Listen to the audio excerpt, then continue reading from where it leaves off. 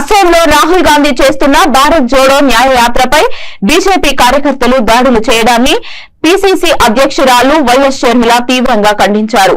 AICC పిలుపు మేరకు Visakha GVMC Gandhi విగ్రహం వద్ద ఆందోళన చేపట్టారు. బీజేపీ అధికారంలో ఉన్న రాష్ట్రంలో ప్రశాంతంగా యాత్ర చేసుకునే పరిస్థితి కూడా లేదని ఆమె మండిపడ్డారు. తక్షణమే అస్సాం ప్రభుత్వం రాహుల్ గాంధీకి క్షమాపణ చెప్పాలని షర్మిల డిమాండ్ చేశారు.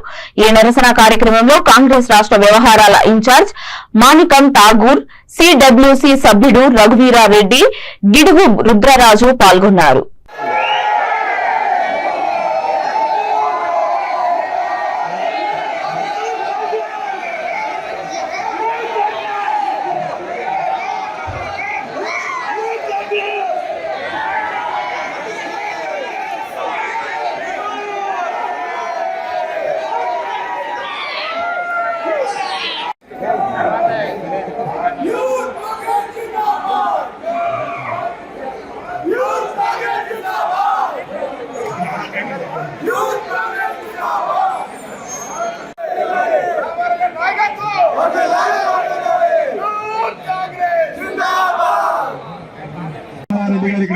జరిగింది. వారికి ఆంధ్రప్రదేశ్ కాంగ్రెస్ కమిటీ తరఫున స్వాగతం తెలియజేసుకుంటూ ఈ దేశ పథకం ప్రకారం నార్త్ ఈస్ట్ స్టేట్స్ లో మణిపూర్ లో మొదలుపెట్టినటువంటి భారత్ జోడో యాత్రకి అనేకమైనటువంటి విధ్వంసకరమైనటువంటి విషయాలు చెప్తున్నట్టు తెలుసు.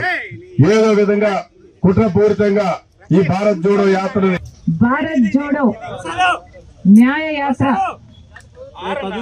ఉద్దేశము మన భారతదేశంలో మన హక్కుల కోసం కొట్లాడాల్సిన అవసరం వచ్చింది కాబట్టి భారత పౌరుల హక్కులు కూడా వాళ్ళకి అందటం లేదు కాబట్టి భారతదేశ పౌరుల హక్కుల కోసం కొట్లాడే దిశగా రాహుల్ గాంధీ గారు భారత్ జోడో న్యాయమే చెందిన వాళ్ళు ఈ దేశంలో ఉండాలా, ఇక ఎవరు మిగతా వాళ్ళని ఎవరిని బ్రతకనివ్వరా, ప్రశాంతంగా ఉద్యమాలు కూడా చేసుకునివ్వరా, ప్రజల కోసం కనీసం కొట్లాడనివ్వరా అని మోడీ గారు అడుగుతున్నా. మోడీ గారు దేశ ప్రజలకు సమాధానం చెప్పాల్సిన అవసరం ఉంది.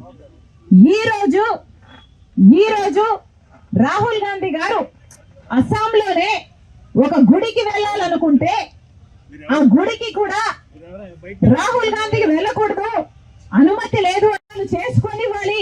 మరొకసారి మోడీని హెచ్చరిస్తున్నాం. ఎలక్షన్ల సమయము ప్రజలు గమనిస్తున్నారు.